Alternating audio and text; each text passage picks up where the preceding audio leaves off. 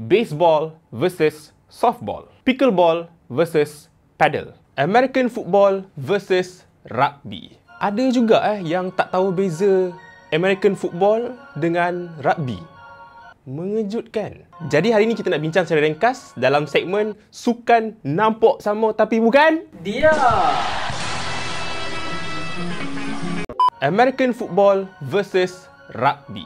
Sekali pandang memang nampak sama. Lagi-lagi tengok bola dia. Dua-dua bentuk telur. What did he say? Cuma beza dia kalau American football, hujung dia nampak tajam sikit, manakala rugby dia bulat sikit. Tapi cara permainan memang agak berbeza. Untuk American football, dia seolah-olah macam main kejar-kejar, main tag, tetapi dengan bola. Dengan misi nak membawa bola tu ke kawasan end zone pihak lawan, iaitu di hujung padang lah, yang kita lebih kenal sebagai touchdown. Dan dia akan cubalah untuk membolosi pertahanan pihak lawan sebanyak 10 yards ataupun lebih kurang 9-10 meter. Dia akan dapat 4 try saja ataupun 4 downs. Tapi kalau dia orang dapat cecah 10 yards tu, dia akan dapat cuba lagi dan 4 try tadi dia akan reset. So dia akan try sampailah dia orang dapat cecah ke end zone untuk buat touchdown.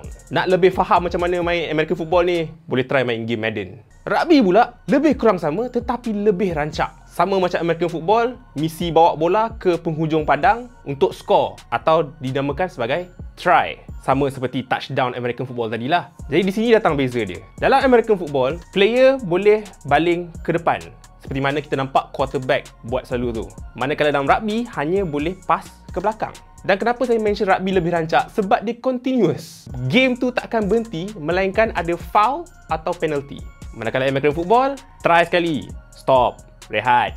Try lagi sekali, stop, rehat. Iklan. Jenuh nak tengok sukan macam tu Lepas tu dalam American football, dalam satu pasukan ada dua team. Team offense dan team defense. Self-explanatory lah apa function dua-dua team ni. Manakala dalam rugby pula, berapa banyak player yang atas padang tu, itulah offense, itulah defense. Dan perbezaan paling ketara dan senang nak nampak, nak bezakan dua sukan ni adalah kalau nampak pakai helmet, pakai padding macam armor tu, itu American football. Tapi kalau nampak macam tak pakai apa-apa protection sangat, pure jantan, itu rugby.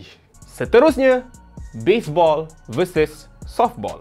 Game kalau saya nak kata sejujurnya, dia lebih kepada sukan yang sama tetapi versi yang berbeza. Baseball dan softball seperti yang kita tahu adalah sebuah sukan di mana kita pukul bola dan kita akan lari diamond tu. Dalam diamond tu ada 4 bases. Sampai ke base keempat ataupun home base akan dikira sebagai satu run ataupun 1 point lah.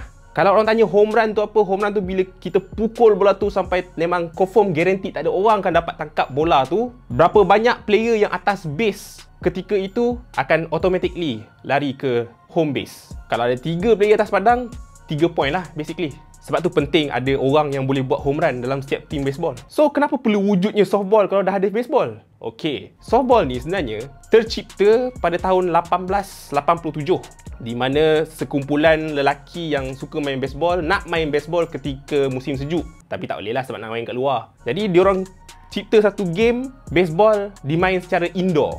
Jadi di situ terciptalah softball. Beza baseball dan softball senang saja. Bola baseball lebih kecil daripada bola softball. Padang baseball lebih besar dan luas daripada padang softball. Lepas tu pitching. Pitching baseball adalah secara overhand, tetapi untuk softball, pitching dia adalah underhand atau lebih dikenali sebagai windmill. So disebabkan baseball dan softball lebih kurang sama, kita bawa masuk sukan lain untuk comparison. Cricket. Rule almost lebih kurang sama. Cuma beza tadi kalau baseball dan softball ada 4 base, cricket ibarat ada 2 base yang dipanggil sebagai wicket. Bukan tu, wickets. Tapi kan, cubalah korang teka, mana datang dulu? Baseball atau cricket? Akhir sekali, pickleball versus paddle. Pickleball, sukan yang originnya daripada US, adalah ibarat tenis dan juga pingpong ada baby. Manakala paddle adalah sukan yang origin daripada Mexico, famous di belah Eropah dan Amerika Latin, adalah gabungan tenis dan squash. Di mana paddle ni akan dimain seperti tenis, tetapi boleh pukul dan lantunkan bola kena kat dinding, macam squash. Dari segi raket pickleball memang nampak macam pingpong, cuma besar sedikit dan usually diperbuat daripada plastik. Manakala paddle nampak seperti raket tenis yang pendek dan tak ada string. Bola pun berbeza. Bola pickleball plastik ada lubang-lubang dan bola paddle basically bola tenis, cuma dikurangkan pressure dia untuk dia tak bounce sangat. Cara score points untuk setiap sukan ni, pickleball adalah 11 mata atau 11 point, manakala paddle dikira macam tenis, 15, 30, 40 game. Kalau ada orang tanya kenapa paddle tak sampai ke Malaysia dulu, kenapa pickleball sampai dan viral di Malaysia, kalau tanya saya akan cakap costing lah. Sebab costing nak buka court pickleball lebih mudah dan sedikit daripada paddle. Sebab paddle dah satu hal dah nak buat court, so nak buat dinding macam squash pula tu payah lah. Walaupun personally saya memang gemar nampak paddle lah. Nampak atlet-atlet yang ternama main juga sukan ni. Cristiano Ronaldo, Messi, driver-driver F1 pun main sekali. So apa sebenarnya function topik video ni? Function dia adalah nak bagi tahu korang, orang Amerika ni suka meniru. Kebanyakan sukan-sukan yang originate daripada US, daripada Amerika, selalunya adalah selepas sukan-sukan yang kita dah kenal. Baseball, cricket keluar dulu. American football, rugby keluar dulu. Pickleball, paddle, tak payah cerita. Tapi adakah salah untuk diorang buat sukan baru dengan cara gabungkan sukan-sukan yang dah sedia ada?